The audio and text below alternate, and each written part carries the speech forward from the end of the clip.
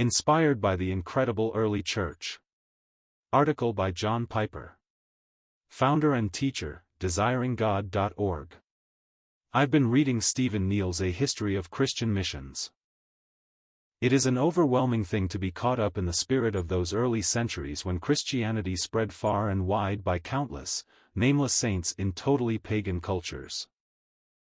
By A.D. 300 there was no part of the Roman Empire which had not been to some extent penetrated by the gospel. What human factors did God ordain to bring about this amazing spread of the Christian movement? Stephen Neal suggests 6. First and foremost was the burning conviction which possessed a great number of the early Christians. The church historian Eusebius of Caesarea, A.D.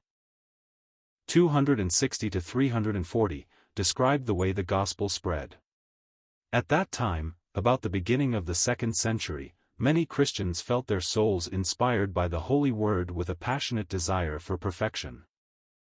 Their first action, in obedience to the instructions of the Savior, was to sell their goods and to distribute them to the poor.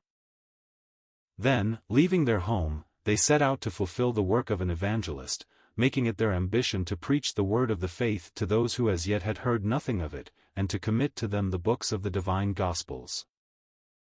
They were content simply to lay the foundations of the faith among these foreign peoples. They then appointed other pastors, and committed to them the responsibility for building up those whom they had merely brought to the faith. Then they passed on to other countries and nations with the grace and help of God. Ecclesiastical History, 3:37, 2–3. The solid historical message which Christians brought was indeed good news, and a welcome alternative to the mystery religions of the day. The new Christian communities commended themselves by the purity of their lives.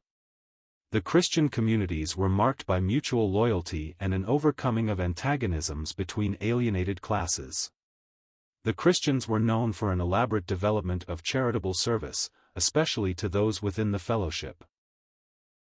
Emperor Julian, writing in the early 4th century, regretted the progress of Christianity because it pulled people away from the Roman gods. He said, "Atheism, i.e. Christian faith, has been specially advanced through the loving service rendered to strangers, and through their care for the burial of the dead. It is a scandal that there is not a single Jew who is a beggar, and that the godless Galileans care not only for their own poor but for ours as well. While those who belong to us look in vain for the help that we should render them." The persecution of Christians and their readiness to suffer made a dramatic impact on unbelievers.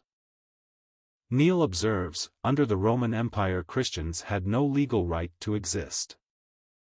Every Christian knew that sooner or later he might have to testify to his faith at the cost of his life. Here we are at the end of the 2nd millennium.